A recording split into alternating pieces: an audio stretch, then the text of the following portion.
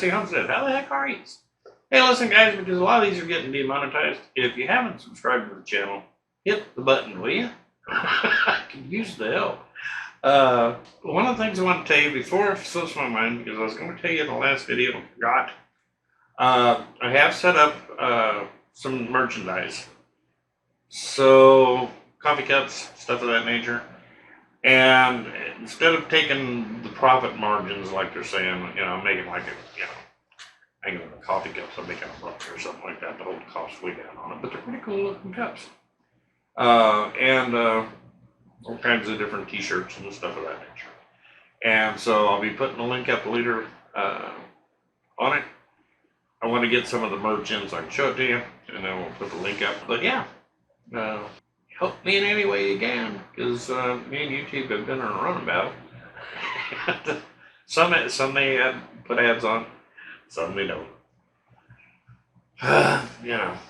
But yeah, we're trying to grow the thing and expand out. And the other channel, I think that'll be a good resource for people in agriculture. That can help you out. For other people, there's going to be one section in there on recalls for food. Okay, because there's a lot of recalls goes on every week, folks. You might want to be advised on. And I'm going to put a playlist up at them and just plug in the USDA announcements on the recalls. Okay, so that be a little service on that one. And things of that nature. So that'll be kind of cool. I eventually want to move it all onto the website, so that would help out. But I think the recalls of the food might be beneficial, because a few of them I've seen come across there are not too cool. Okay, things like chicken and eggs and stuff coming in from different countries and so forth. So anyway, heads up on that. But yeah, hey, hit the subscribe button, hit the like button. Yeah, it really helps. Share it. There's another thing that really helps. So I can only do so much on this end. So I'm trying to grow the channel, and there's some things I would like to do as far as more podcast kind of thing and stuff of this nature. But that all takes a bunch of equipment, and to be honest with you, I don't want to empty out my bank account doing it. I've got enough things pulling on my bank account with the company and so forth. It's going to have to pretty much pay for itself. So hopefully, if you'd be interested in something like that, click that like button, hit the share. Appreciate it. Yeah, sound like I'm out panhandling. Oh, well. Anyway, and then when I get the merch in, I'll let you guys see that and see what you think of it. So, and if you got something custom you want, we could probably work something out on. If you got the design, or if you want me to do the design for you, get your own custom stuff. So there we go with that. Listen, we have a lot of new stuff coming out as far as going to start putting the USDA stuff up over at the other site. What I'm going to do is probably put it in the description, so you might want to start looking at that. Where I'll link you to, stuff like the food and things of that nature, so that we got it covered. So that should help out. Suddenly my battery's going dead. Oh, there's back. Cameras. And things of that nature, so start looking in the description for stuff of that nature. I plan to start that next week. Trying to get stuff up for you. Because there's a lot of interesting stuff for you folks that are looking for homesteads and stuff of this nature. Starting that series on that about how to go about it, to where you can get your own place and things of this nature. Get out of the debt. Okay. Matter of fact, let's talk about that for a minute. If you're a young person and you've gotten yourself buried in debt, when I say young, I'm talking mid-20s, stuff of this nature, can't seem to get out of it all. Have you ever sat down and talked with either a financial advisor or even a bankruptcy attorney? Because here's the thing. Well, bankruptcy is not the best thing in the world, I don't think. Okay, if you can find other ways around it, it's better off to Maybe take on like the Dave Ramsey program, pay on one hard, eat a lot of beans and rice. Okay, really cut your stuff back. But if you can't seem to pull it together, you might want to look into that. Because I mean, bankruptcy, you know, they say it's 7 years, but realistically, if a person uses their head, you can end up going through a bankruptcy. And I'm talking about a friend of mine that recently did this, so I know, he's a young guy, but yeah. He went through a bankruptcy. And he was asked, and how I got involved was he's asking me about ideas for how to rebuild his credit. And I said, well, credit cards is a good way. He said, well, nobody will give me a credit card. I said, yeah, they will. Go to all places like Capital One or something of this nature and get a secured credit card. You know, you put up $350 and, you know, you have $350 worth of credit. And you make sure that bill, you always put something on it, buy a tank of gas, whatever, put a charge on it every month, pay that off early or at least darn sure on time every month. Suddenly, okay, you will end up with them finally taking you out of the, you know, you may have a $300 deposit or whatever on the card. Something that says, hey, listen, we're lifting your credit rating to $500, and you don't have to put any more money in. Eventually, you'll end up with, pay on that for a while, they'll send you an offer for a credit card, where you close that out and open up a credit card. Through banks, if you have some money you put back in savings, you can do the same thing for a little small personal loans through a bank, depending on your bank, okay? Shop around on that. To where you can put your savings account. If you go, let's say you got $700 in a savings account, you say, hey, listen, I've got a car that broke down. It's going to cost me $200. Can I get a $200 signature loan from you guys that I can pay off in 90 days, 6 months, whatever? And I can put my savings up as collateral. Most banks will do that. So what have you just done there? Well, you're building credit with that bank. That's how it works.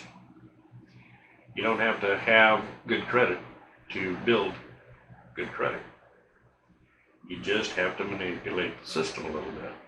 These secured credit cards work. Stuff like putting money into a savings account, things of that nature. And there you go. You will start rebuilding your credit faster, even with bankruptcy out there. Because to be honest with you, after about 3 years, you need to get a loan, unless it's something like an FHA or something. I think they have like a 5-year cap. You can't have filed bankruptcy for at least 5 years. Well, let's say you're looking at a HUD loan or FHA loan or something of that nature. Okay, you play this game for 5 years, you build a good payment record. All right, when that 5-year clock ticks over, your credit rating is probably going to be in a minimum 650, okay? Probably in the 700. You've got a good payment record. Lo and behold, you got a mortgage. If you're older, you know, you may not have the time for all that. If so, then you need to pound away at your credit. Get a credit report issued. Start looking at what is the smallest, oldest item. Pay it off. Make sure you get a receipt back from that company, or pay it by check, and put on there final, you know, account number, blah, blah, blah, blah, blah, paid in full. So that if they don't remove it off your credit report, you can get it removed off. Get it off that credit report. One bill at a time now. Get these old accounts taken care of. A lot of times you can work out payment agreements if it's a big, like, unsecured loan that's hanging out there. You can work a deal with them, and you might owe them $10,000 and it's sat there for 5 years. You may go, hey, what if I give you $1,200 and you close this thing out and take it off my credit? They'll probably tell you, okay, for $1,350 we will. You know, they'll always try to get more out of you. You know what I'm saying? There's ways to do these things without work your way, set your goal, and work your way toward it. You're going to need down payments. If you're wanting to get into agriculture,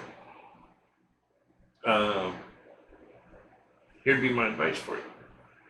Turn your backyard. Right now, at the beginning of it all, put in the biggest garden you can squeeze onto that property and sell those vegetables or flowers or whatever.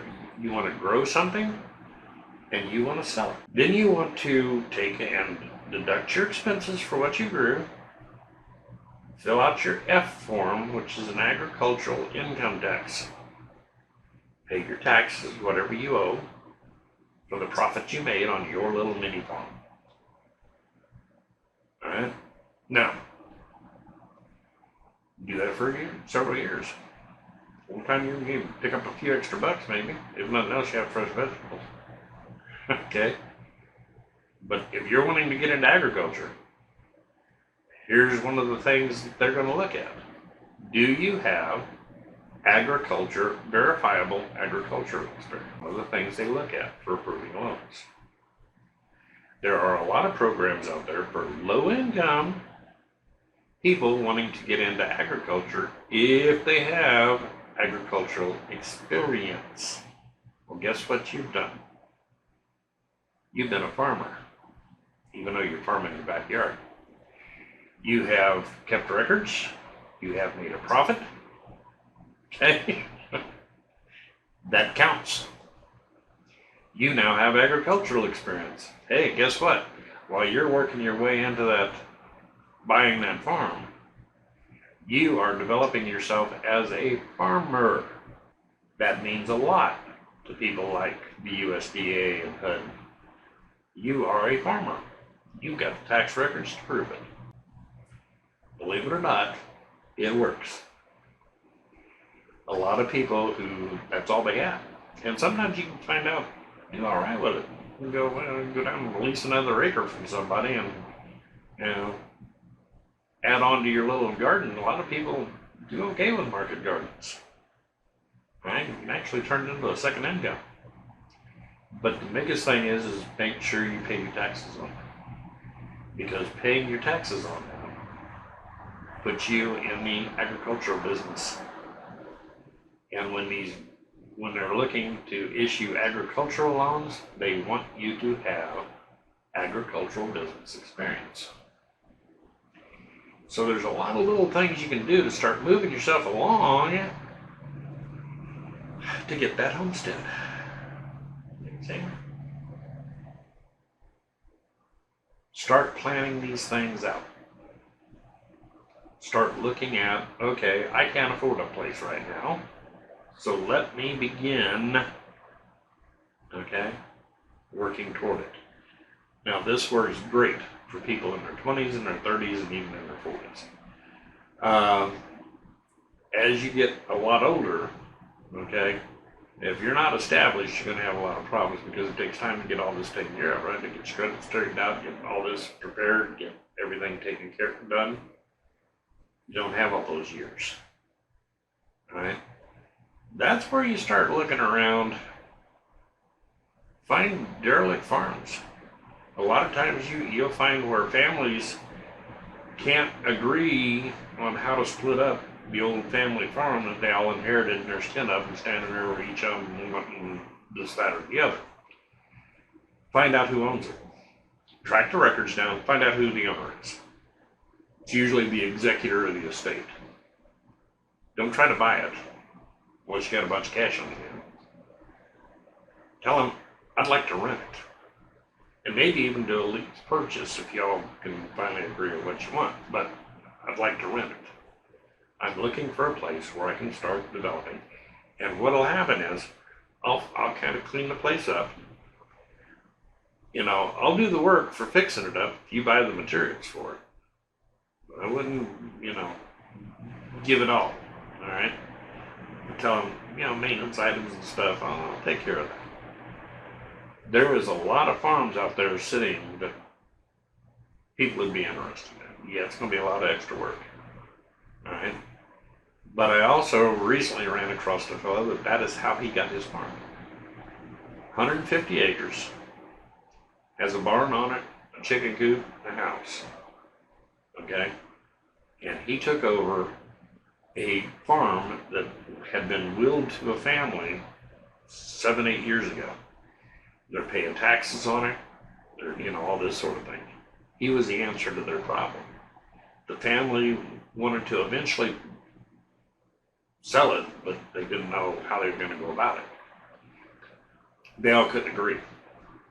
And while that was happening, and this is what he used to push his plan through, while they're arguing about it, the house is deteriorating, the barn is deteriorating, the farm's becoming overgrown, the value of that property is dropping like a stone.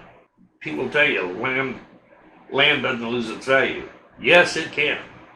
If you have a farm that had a decent house and a decent barn and decent fences and decent fields, that was worth X number of dollars. If the house is falling down, the barn's falling down, the fences are done fell down, and you got nothing but weeds out there, that's a whole different price on a farm, right? So you kind of market it to, listen, if nothing else, the worst thing that's going to happen is you're going to make a little money from rent, and you're going to get the place cleaned up and fixed up, which is going to improve the property value if you eventually sell it. I would like to be a part of that and try and put you in an offer when I can afford to do it. Right now, leasing it's the best I can do. That's how it gets started. People said, thought about it, but yeah. It's presented to them as a no-lose situation. I'll clean the place up, I'll make the repairs, you pay for the materials, we'll get the place squared away, and you can have a piece of property that is increasing in value instead of continuing to decrease in value. It busted out a bunch of windows kids had and stuff. So the people knew that this was not going to age much better. And they all sat down over coffee and talked about it and said, yeah, let's take the money. And he said, I want at least 2 to 3 years in the property if I'm going to put in all this work. They actually went 5. And at the end of the 5, they were going to sell the place. Okay? And they gave him first shot at it at a discounted rate. So there's other ways. Okay, there's other ways. Then there's also just land lease. All right, find land that you can lease in your area. Rent, lease out the land you need to do whatever kind of agricultural operation you want to do.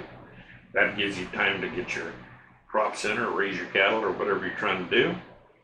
Okay, set your infrastructure out there, get it all set up.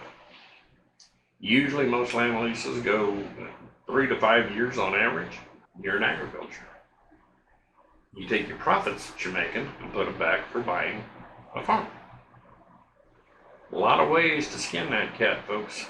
And like I said, I think as I look at this a little deeper, maybe we'll do some more videos on different ways. But hang on to this one. I'll put it in a playlist for alternative purchase ideas, I guess. Because it will help. And if any of you go out and use one of these ideas and it works for you, go back into this video and drop me a comment. I'd be thrilled to hear it. Because it's kind of fun when stuff like that happens.